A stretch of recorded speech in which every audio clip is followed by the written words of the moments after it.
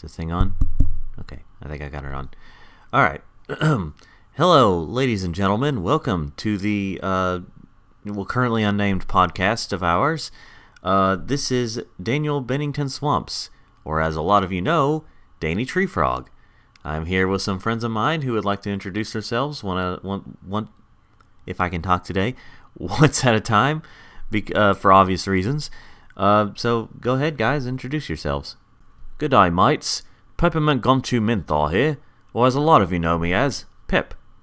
My name is Charles Iven Albertson, or as a lot of you know me as, Charles. I am Metal Danny, but a lot of you know me as Manny, I think. Nice, very nice. Next, we're going to talk about what kind of animals we are and what we do for a hobby, or what our jobs are, or whatever we do to occupy our times. Is that really necessary? It's just going to be fun that way, all right? Okay, so anyway, I am obviously a red-eyed tree frog, and what I do is I am a car salesman here in Cocoa Beach, Florida. Wait, don't you just clean the cars or the floors or something like that? I was thinking you did more janitorial work. Car salesman sounds cooler. Okay, Charles. Anyway, what do you do, Pep, and what are you?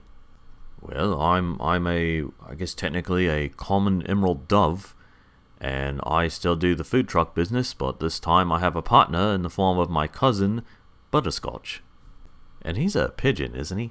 Well, yeah, he's from a family of different carrier pigeons. That's kind of his background. I think he was actually named after his grandpa or something like that. Anyway, I probably shouldn't give out too much info about him. Is it my turn? All right, cool.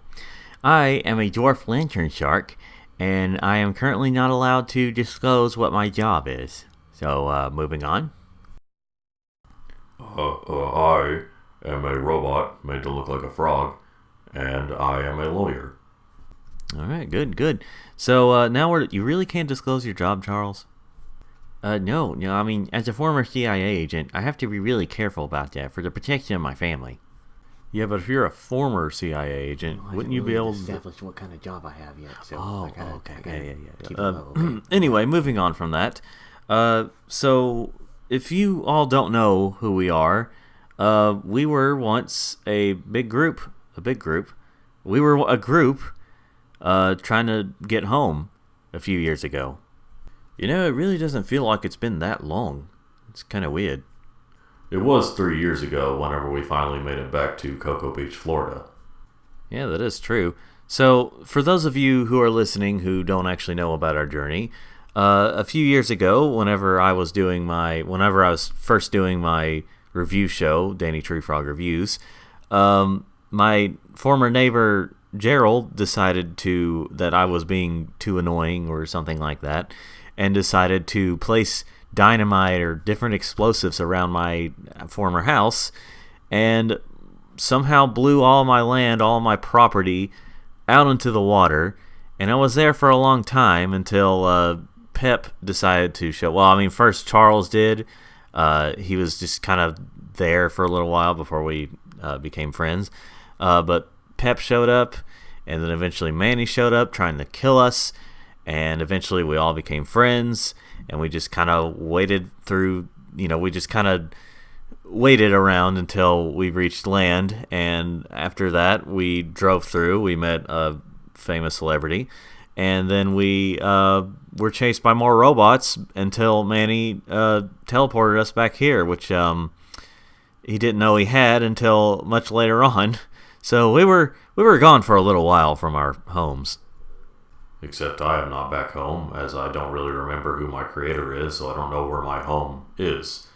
But I just live in an apartment now, as I am a lawyer, and I haven't had that many cases, so I can't really afford that much to live in a proper house.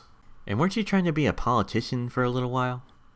Yes, I was trying to be a politician, but that didn't work out, as it was a bit too dangerous even for me. So I decided to become a lawyer, which comes with its own dangers, but it's not as bad.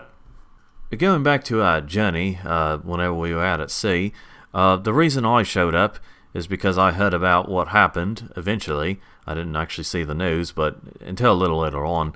And so I decided to install the proper attachments to my RV/food truck, or my former one, and I decided to travel and find where Danny's at, and I was eventually able to find him, and I decided to stick with him because I didn't really have much going on other than, well, my food truck job, but business was a little slow, so I decided to stay with my friend, and then we made some more friends, so it wasn't as boring. I was going to make a joke, like be sarcastic and say, oh, it would have been boring, huh, with just the two of us, but in all honesty, it probably would have been boring. We would have drove each other crazy if it was just the two of us, but anyway, I am glad that we were able to meet up with Charles and Manny, and even though Charles drove me crazy and Manny tried to kill us, we all became friends at the end, as we established. We all became friends. Going back to the whole journey we had before Manny decided to use the teleporter, why didn't we, what was the reason again we didn't call for anybody, like helicopters or something, to, come get us? Well, if you remember, I evidently you don't, we weren't really sure about how they would have handled Manny, and I guess at this point we don't know how they would have handled you, Charles, finding out about your background, but we're not really sure if we would have gotten in trouble or just something would have happened to Manny. And because he became our friend, we were worried about what would happen. So that's the excuse we're going with right now. Yeah, and it was really about the journey and not really the destination. Yeah, that's true. Plus, we wouldn't have met the famous Mitchell Tables. The only character so far in the series that has not been voiced by Danny Benes. Yeah, true. So, moving on to our next topic is we were going to discuss the history of us being here, us being anthropomorphic animals being around, or as we call ourselves, anthros. It's really interesting because a lot of people look around today and there's oh, this is just a normal thing, but if you really look at our history, over 1,000 years ago, our ancestors were just regular animals. Because see, we have the animals, us, or the anthro animals, and the humans. And it's quite a bizarre history of ours. Yeah, I remember reading about that when I was a little younger. I was a young adult, and I was just these scientists that say a bunch of stuff that they're exaggerating some things or they're doing this, but then they actually had evidence of how we came to be, because you look back years and years ago, and well over 1,000 years ago, and you see that there weren't really much anthro animal activity. It was just regular animal activity. It's kind of strange. I can't wrap my head around everything about it, but yeah, wasn't it something kind of crashed into the earth or something along those lines? Doing history online, it was indeed a large meteor type thing that crashed into the earth. Yeah, it was something like that, and then it spread all around the earth and got almost all the animals. It was kind of interesting. So that's why today, we look around and we see, us anthros. We see the partial anthros that still behave like regular animals, but they can talk and stuff.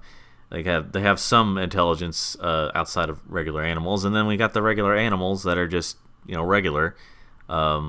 Some reason it didn't affect humans in any way. It just affected animals. So that was interesting. Now, of course, it is entirely possible that some stuff may be a bit mistranslated, or some information became lost of time, or something got confused, and some people think that the process was a lot slower, and some people think it was just immediate, it just immediately covered the earth. So we can't really establish exactly when many animals became, closer to what humans are like. Speaking of things being established, why does your voice change sometimes? Sometimes your voice is a little higher pitched, and sometimes it's not as higher pitched. So I'm a little confused about why that happens to you. I don't know. Sometimes it's higher pitched, and sometimes it's not. But let's just stay on the subject here.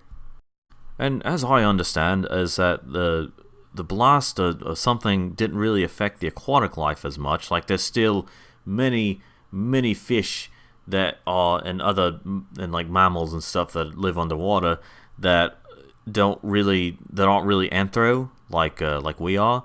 And as Charles, like your background, you still have to have special equipment to survive outside of the water. So I found that kind of bizarre, but I guess I don't know all this stuff, so I can't say for sure. Yeah, well, that's true. During my time underwater, I had to survive a bunch of wild fish, that regular type of fish. But the past 100 years, we've had like a huge leap in scientific research to show like how we, how us underwater animals can survive on land. So that's how I'm able to do this today. And thank you to Manny for having a more advanced version of support gills so I can breathe, and these robotic legs, so I can just walk around. So then the question becomes, where did this meteor come from? That is something that scientists have been trying to figure out, and I've tried kind of looking myself, but obviously I still am learning about this meteor that affected all the animals, or almost all the animals. So I don't really know myself, but hopefully we can find out sometime in the future. Yeah, hopefully it'll be sometime in our lifetime when we find out. Now, before we move on to the next subject, I wanted to talk about these like other creatures that like there's not that many around. They're not like endangered. There just wasn't that many around from what I hear about.